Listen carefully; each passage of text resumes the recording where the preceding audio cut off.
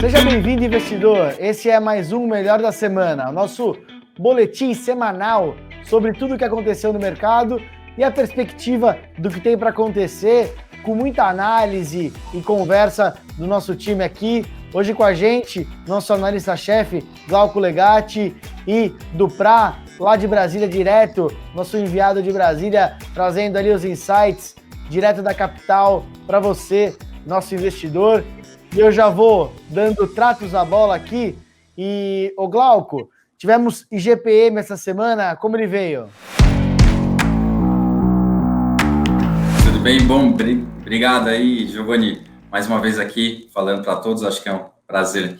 Bom, IGPM, de certa forma, ainda está nas alturas, né? A gente teve ali a segunda prévia do IGPM, a expectativa já era alta, mas, de fato, conseguiu superar mais um pouco. Então, o IGPM ali, a segunda prévia, foi ali em 3,05. Então, mostrando ali que a inflação, principalmente a inflação do atacado, está bastante alta, né? Então, de certa forma, ali, trazendo um pouco de preocupação, um pouco sobre essa inflação, né? Se pode vazar para a inflação como um todo, né? Para os outros índices mais amplos, né? Principalmente, talvez, o IPCA. Então, é um pouco de preocupação que levanta aí sinal de alerta como um todo, mais uma vez. O governo está confiante aí que a inflação é sazonal e que esse não é um problema que vai atacar o ano que vem. Essa semana a Fitch, ela também se manifestou com relação ao Brasil, Glaucão. Eu vou ler para você aqui aspas dela. Severa deteriorização fiscal e incerteza persiste quanto à consolidação fiscal, inclusive na manutenção dos tetos, né? Então, acho que a Fitch se manifestou um pouco pessimista. É isso aí mesmo? Exatamente. Lembrando, a agência de rating, ela tem ali essa comunicação, onde que ela tenta até o outlook, ele serve, de certa forma, como uma previsão ali do que pode acontecer com o rating, né? E o rating, o outlook que eles colocaram é negativo. Então, enfim, a gente talvez pode correr até o risco de ter uma nota ali sendo reduzida. Não sei, acho que de curto prazo também, acho que também talvez não seria essa decisão, mas ela mostra de fato ali talvez uma lição de casa que o mercado espera ali do governo, principalmente o Paulo Guedes, né? Até falando um pouco de Paulo Guedes, essa semana, enfim, ele tentou falar um pouco, talvez, para tentar ajudar, talvez, um pouco tirar essa pressão no lado fiscal, falar um pouco de novo de privatização, chegou a comentar até um pouco de CPMF, então, talvez ali iniciativas que podem ajudar, mas a situação que nem a Fitch coloca, de certa forma, é bastante preocupante, estrutural. Então, tem que ficar atento aí nesse ponto. A gente vai falar mais de política no próximo bloco aqui, do nosso bate-papo, mas eu acho que a Fitch, nessa visão com relação ao rating do Brasil, ela também externaliza o que todos nós estamos sentindo, né? Uma certa indefinição no quadro fiscal, dada a lentidão da aprovação das leis que vão mudar essa história, né?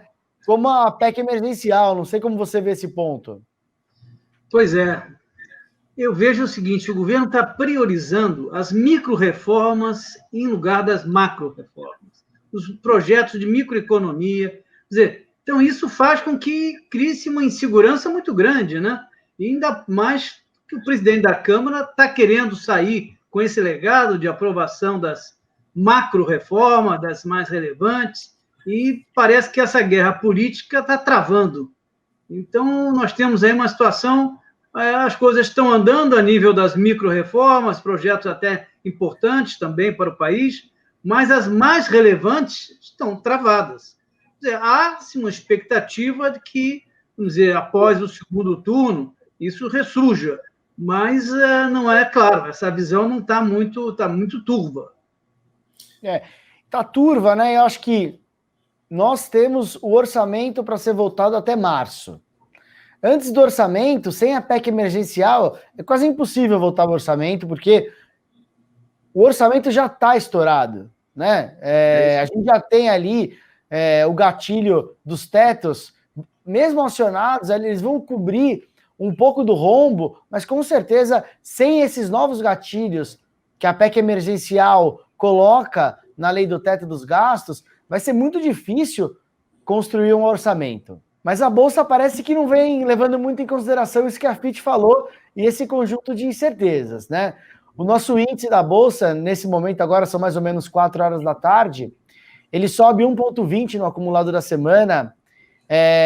A gente tem Petrobras subindo na semana quase 5%, os bancos patinando um pouco no 0 a 0, as siderúrgicas em forte alta, inclusive a Vale do Rio Doce aí estourando máxima atrás de máxima, e as varejistas em queda, né? Corrigindo um pouco aí da alta acumulada dos últimos meses. O Glauco, além desses big numbers aí que eu coloquei sobre a Bolsa, o que a gente tem mais para dividir aqui com o nosso investidor sobre o mercado de renda variável ao longo da semana?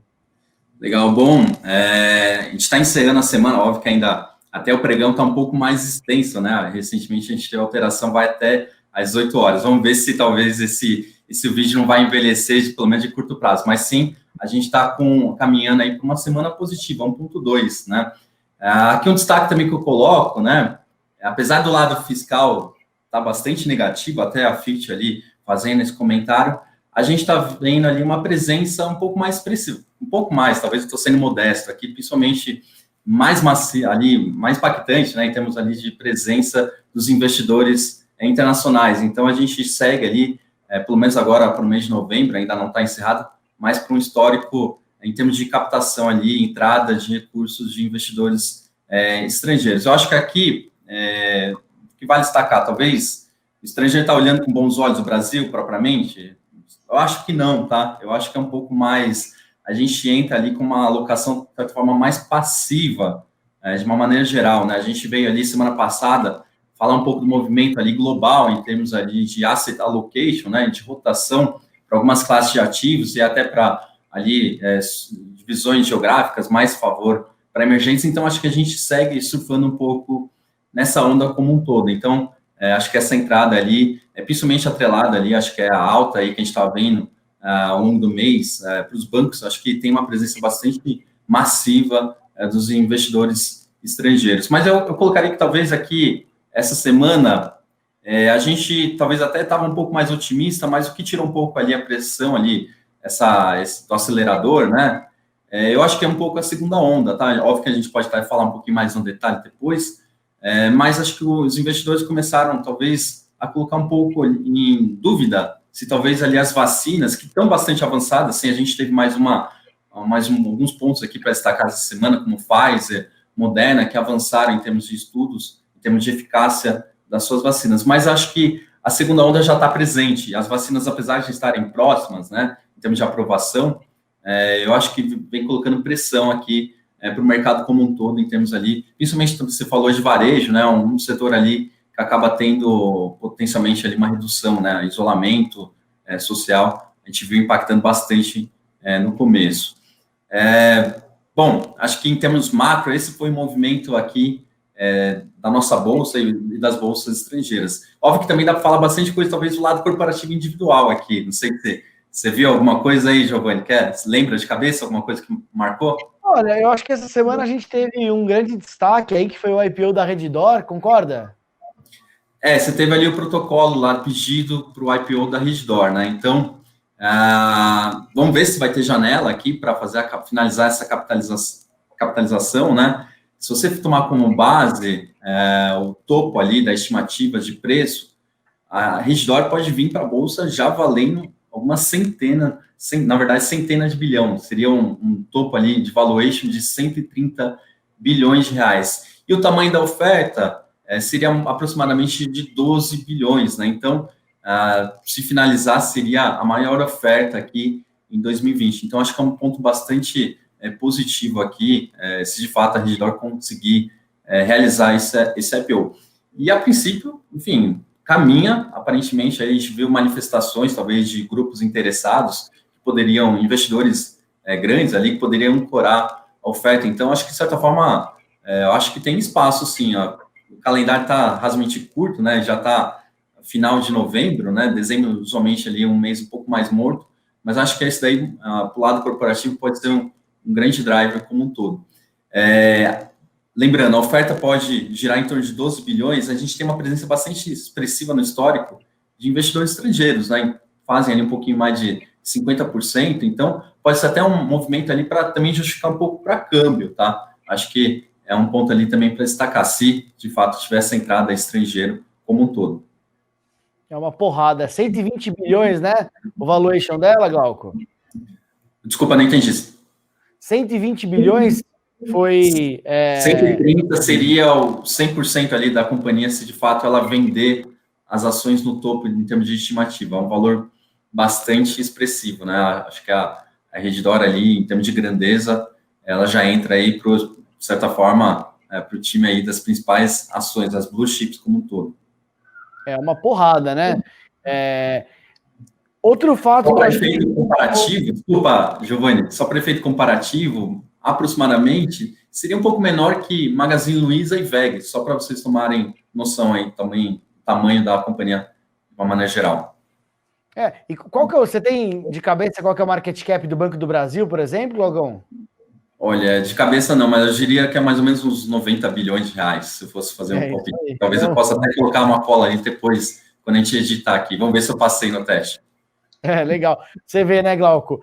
Tá valendo mais... Olha como o mundo mudou, Glauco. Tá valendo mais a pena vender remédio do que vender dinheiro, hein? Vamos pensar nisso aí. Um outro fato que mexeu bem... Doente. Ainda mais movimento atual, né? Lógico, né? Então, é aquela visão de crescimento versus resultado. Isso é um debate aí infinito que a gente vive hoje em dia nos tempos modernos, né? Os valuations, eles são fruto de um debate amplo com relação a teses que envolvem crescimento, teses que envolvem resultado. Então, isso aí, acho que a Redditor é um desses cases. Mas, Glauco, outro fato também chamou bastante atenção, a Stone, que é uma empresa brasileira que abriu capital lá fora, teve um IPO muito bem sucedido. Ela colocou o pé aqui no Brasil essa semana? Exatamente. Bom, teve ali grande destaque ali, Lynx e Stones, né? Stone Pagamentos, né? Já não foi anunciado agora, né? De fato, a intenção de fusão entre as duas companhias já estava ali rodando há alguns meses, mas, de certa forma, a gente caminha ali para, finalmente, ali, as duas companhias selarem um casamento, né? O que teve essa semana, tá? Então, a gente teve uma AGE, onde que foi aprovado ali essa fusão. Então, os acionistas da Lynx fizeram uma AGE, uma Assembleia Geral Extraordinária, onde que eles levaram a proposta e aprovaram. Um ponto aqui que chama bastante atenção, né, e questionamento, né, essa operação foi ali alvo de algumas críticas, principalmente os minoritários da Lynx. O que teve aqui de novidade foi o seguinte, a CVM acabou ali sendo chamada, de certa forma, para resolver ali, fazer essa arbitragem entre os dois lados. De certa forma, a CVM decidiu ali de que os fundadores da Lynx, eles poderiam votar nessa Assembleia. Então, de certa forma, acabou, provavelmente, ajudando um pouco essa pauta a ser aprovada, né? Então, os fundadores, eles tinham aproximadamente em torno de 15% ali da Lynx, se precisava ali ter 50% em termos de capital social ali que votasse em favor. Então, foi ali uma parte importante ali, a aprovação que teve ali no final. O que estava sendo questionado pelos minoritários que não queriam deixar que os acionistas fundadores votassem nessa AGE. Dentro da oferta, uma oferta bastante complexa feita pela Stone para aquisição, né, fusão da Lynx, tinha ali um pagamento em termos de retenção, né? Então, basicamente o seguinte, né, qual foi a justificativa? Os fundadores são peças fundamentais e eles precisam estar ali após a companhia, eles não poderiam se ausentar, né? Você vender e, de certa forma, eles saírem do jogo. Então, a Stone colocou ali um prêmio de retenção bastante elevado. Só que, na visão dos minoritários, esse prêmio de retenção, ele tinha ali um viés, enfim, que eles achavam que não é prêmio de retenção, mas sim, de certa forma, seria discriminado indiretamente como um prêmio de controle, que seria pago somente para os fundadores, ou seja, 15% do capital total, e não para os demais, ali, para os acionistas restantes. Então, isso foi o grande questionamento aí, de uma maneira geral, para esse deal. Legal. Acho que esses são os grandes fatos aí ao longo da semana que ocorreram na B3. Quero mudar um pouco o rumo da prosa aqui, trazer o Duprá para trocar com a gente. Explica para o nosso investidor essa bagunça que estão fazendo no Amapá, o que está acontecendo, não conseguem restabelecer a energia, o que tem aí nos bastidores dessa tragédia que a gente está vivendo lá? Pois é. Giovanni, realmente é uma tragédia. Imagina, são 16 municípios já sem luz há quase um mês. Quer dizer, é uma situação trágica e que claramente denota aí uma falta de planejamento, de fiscalização. Quer dizer, isso está muito claro, haja visto que até existe na Justiça uma tese aí de suspensão dos mandatos da ANEEL, da ONS, mas é grave a situação, é grave, e já foi identificado que em situação semelhante se encontram outros estados, então isso é grave, e o pior do que tudo é que nós temos hoje o presidente do Senado, é do Amapá, e ele automaticamente está tentando, de alguma forma, trabalhar para que isso seja revertido. Ele está com o irmão disputando lá o cargo de prefeito de Macapá, e isso tudo afeta muito. Imagina, o clima na cidade é péssimo. Você imagina você tendo o seu grande dono ali, o presidente do Senado brasileiro, assistindo essa tragédia. Então, acho que enfraquece a todos. Mas entendo que o prazo que está sendo dado agora é do dia 26, o novo transformador está já implantado, mas já foram dados outros prazos, todos eles vencidos, e nada, de fato, aconteceu. O povo vive uma tragédia que é inaceitável nos anos 2000, no ano todo. Não há condição de se vender um país com essa situação energética. É muito ruim, muito ruim. Eu acho, Duprat, não sei se você compartilha desse ponto de vista, esses grandes fatos, assim, eles expõem uma fragilidade muito grande do governo federal na capacidade de atuar enquanto Estado em situações que são relevantes, mas dada a grandiosidade do Brasil, esse é um problema que o Exército, o governo, não sei quem, tinha que ter resolvido já. Tinha que ter resolvido. Imagina como está a situação dessa turma, dos hospitais, das geladeiras, de tudo que você tem, da economia, sem energia, e a coisa não evolui. Assim, acho que são essas coisas que expõem um pouco da falta de unidade do governo. E já passando a bola para você, Duprat, colocando um outro assunto na mesa, parece que o governo aliviou um pouco a questão ideológica em cima da Coronavac, né? Eu acho que nós recebemos algumas vacinas essa semana, como o próprio Glauco apontou na fala dele, e a perspectiva é que, de fato, essa discussão ela saia do campo ideológico e entre um pouco no campo pragmático aí das coisas. Como você vê essa situação? Com certeza. Não tem o mínimo sentido a posição ideológica em cima de uma vacina matando tanta gente, uma doença que está matando tanta gente no país. Mas, de fato, são várias vacinas que estão mais ou menos na mesma linha. Nós apostamos em duas, né? O Butantan na chinesa e aqui a Fundação Oswaldo Cruz de Oxford. E as duas, quer dizer, são mais baratas, mais fáceis de...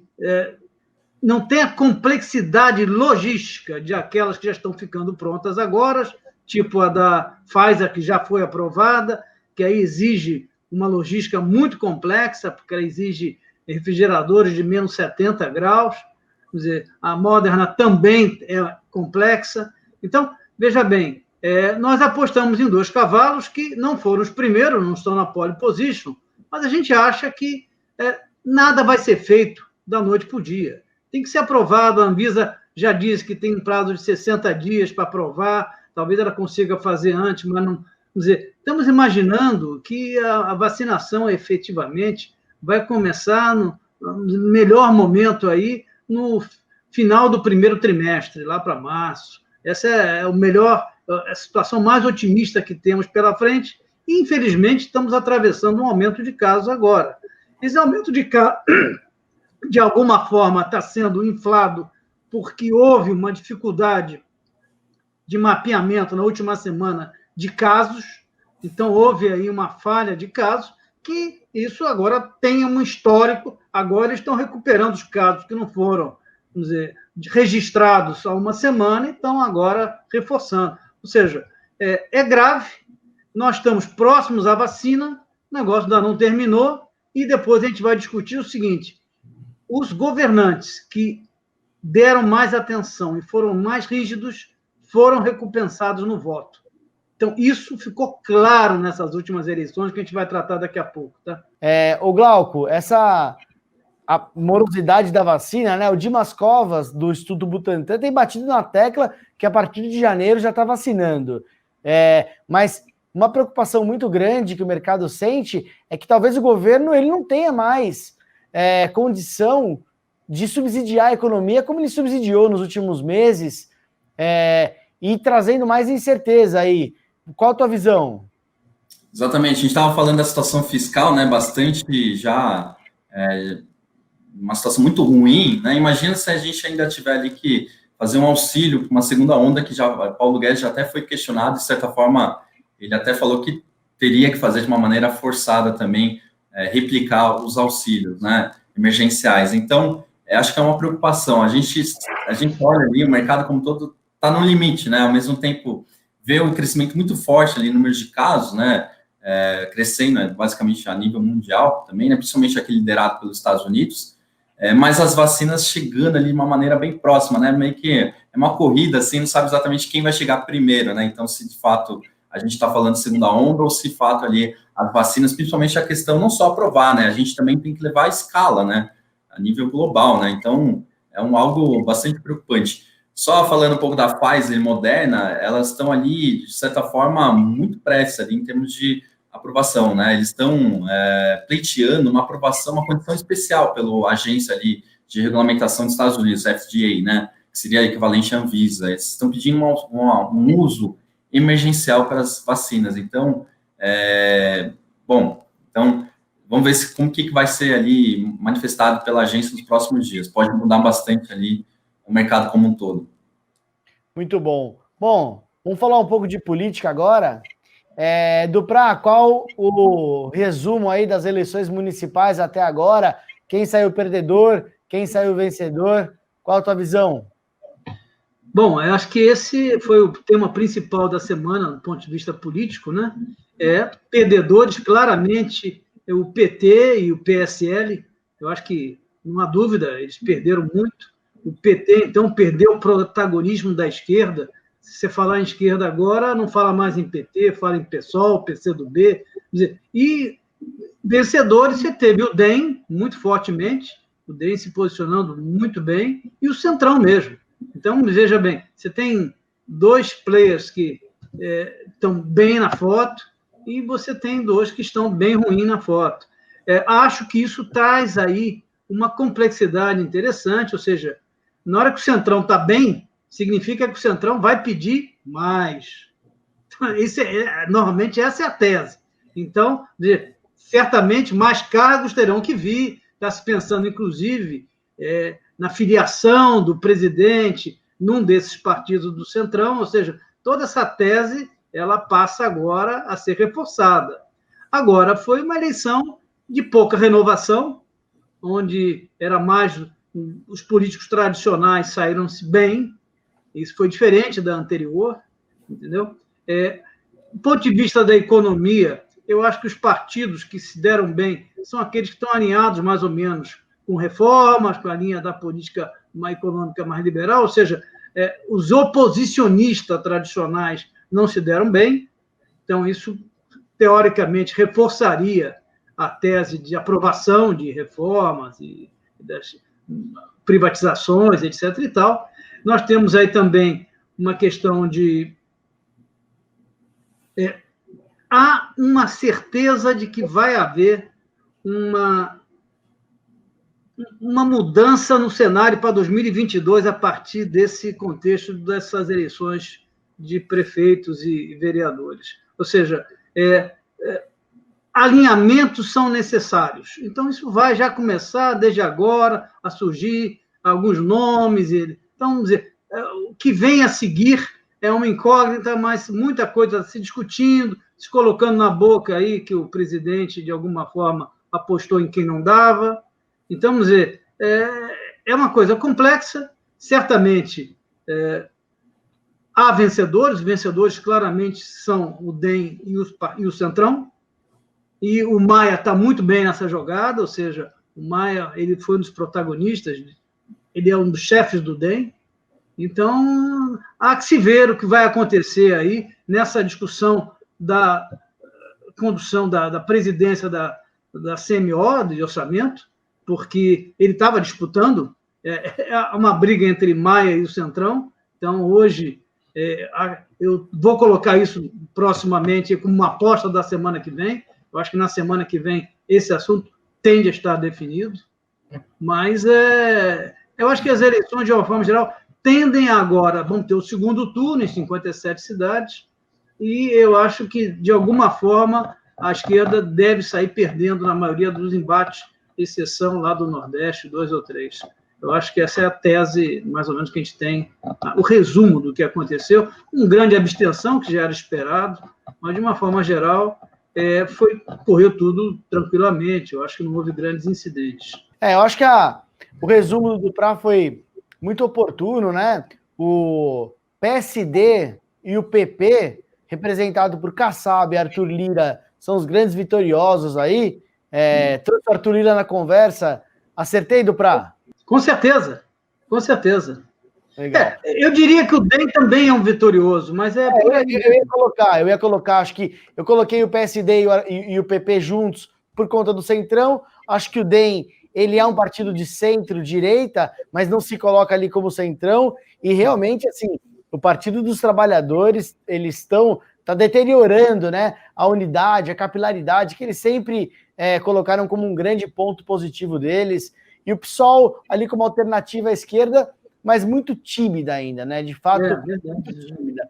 E apesar do presidente ter feito apostas que não deram certo, o PSL, ele cresceu substancialmente aí nas prefeituras, cresceu de 30 para 87, mas acho que as apostas do presidente realmente não foram boas. A gente ainda tem algumas capitais em disputa, a gente vai bater esse papo aqui com vocês. Eu vou mudar o assunto.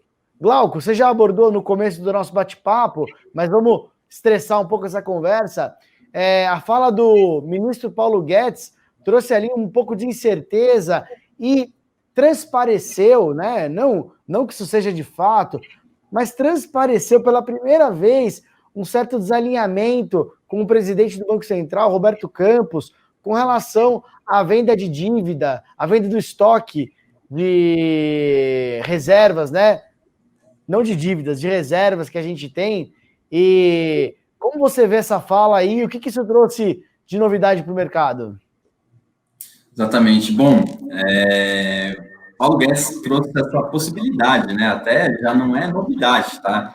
Ele já vinha, às vezes, quando falava disso, ano passado, às vezes, enfim, voltava um pouquinho mais, e a semana, de novo, esse assunto aí foi, mais uma vez, debatido.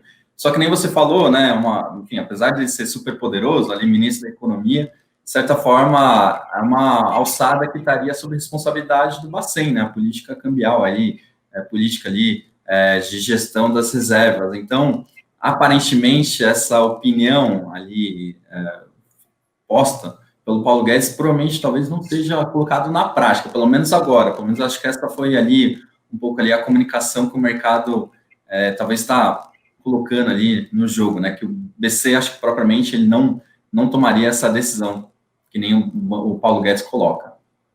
É isso aí. Outros 2 pontos da fala do Paulo Guedes foi com relação ao CPMF, né, da necessidade da criação desse imposto para favorecer a desoneração da folha. Acho que o Paulo Guedes, ele sempre deixa isso claro, né, que o objetivo dele não é aumentar a carga tributária, mas sim criar uma brecha para poder desonerar a folha, o que melhora o ambiente de negócios.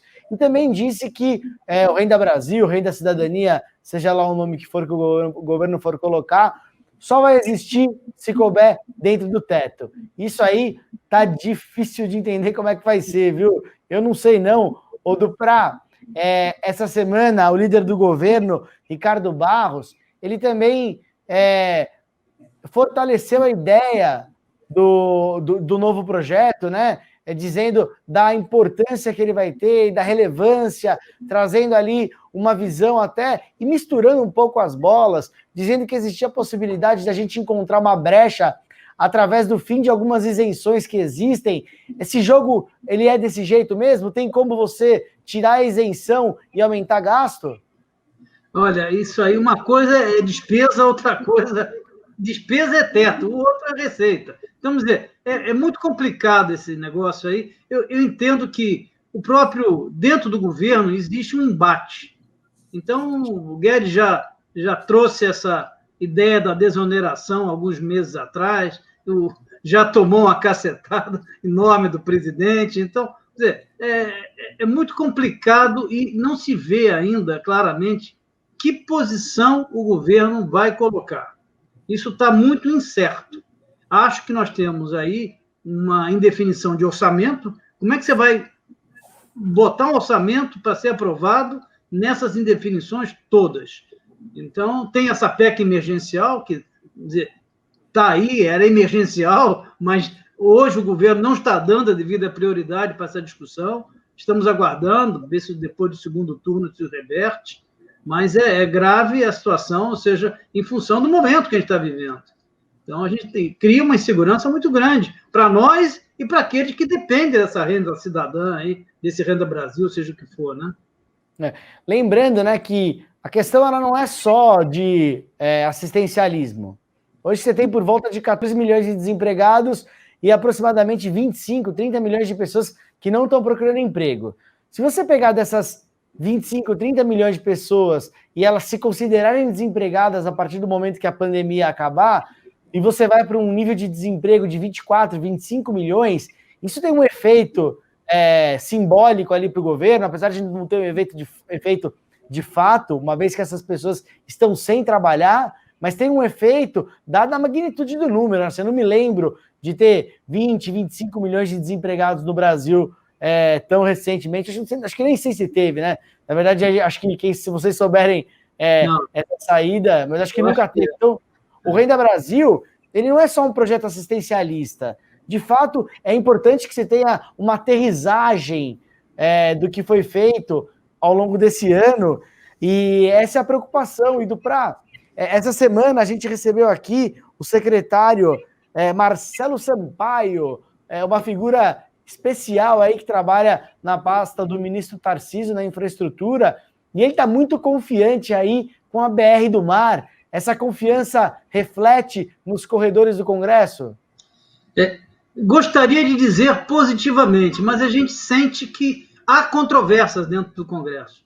Há pressões muito a favor, o governo está empurrando esse tema muito fortemente, mas há as objeções, os caminhoneiros já fizeram uma discussão, há algumas teses lá dentro contrárias, mas eu acho que se o governo efetivamente se dedicar, esse assunto passa.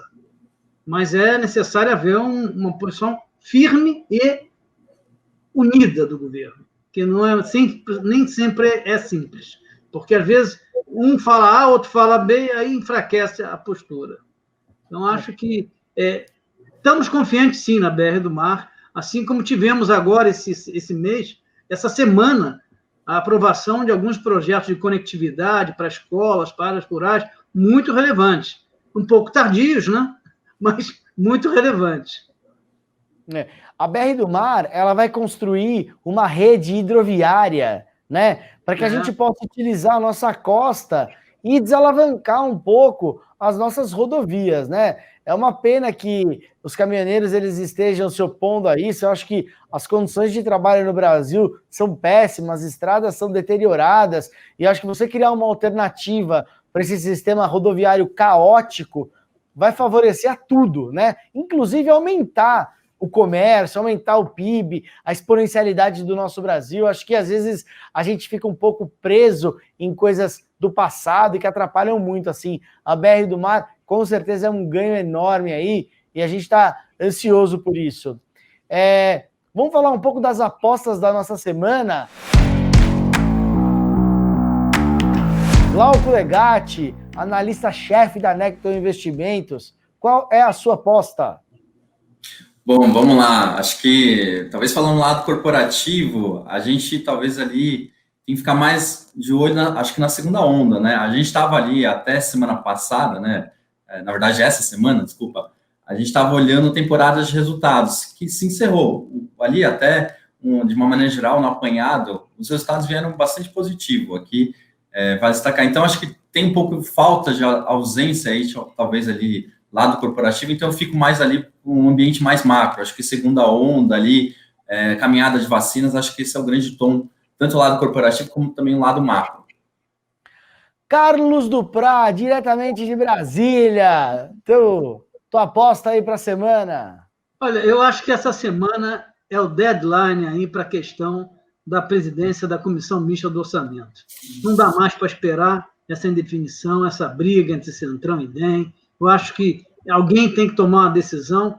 Eu estou assim, achando que esse momento em que está todo mundo preparado para o segundo turno, pode ser um momento que eles se dediquem a essas negociações. Estou confiante nisso. Eu acho que não dá mais tempo para esperar. A minha aposta da semana é para que todo o nosso Congresso e o governo e que todos os elementos ali de Brasília possam se concentrar e dar andamento à PEC emergencial.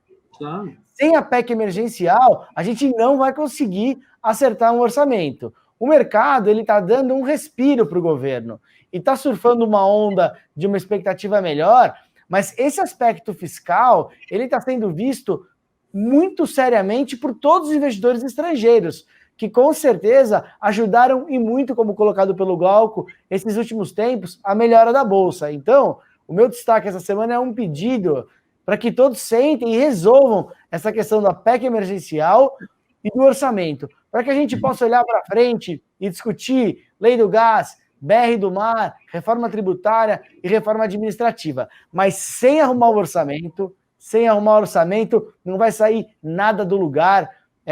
Dessa forma. Antes de encerrar, Glauco, a gente tem uma novidade para o nosso investidor. Exatamente, eu até acabei esquecendo de falar, a gente vai soltar, na verdade soltou já a temporada ali de resultados, um apanhado, um resumão, onde vocês podem olhar ali quais foram os setores que, de certa forma, superaram expectativas, crescimento, a gente faz um destaque ali dos principais. Aqui já posso até adiantar, na nossa opinião, a gente separou ali, em termos de pontos positivos, acho que o setor imobiliário e o setor de siderurgia. Mas eu convido todos a lerem ali, de uma maneira geral, mais detalhada. Agradeço muito, Duprá, um abraço, obrigado. Pessoal, tudo de bom para vocês. Bom fim de semana.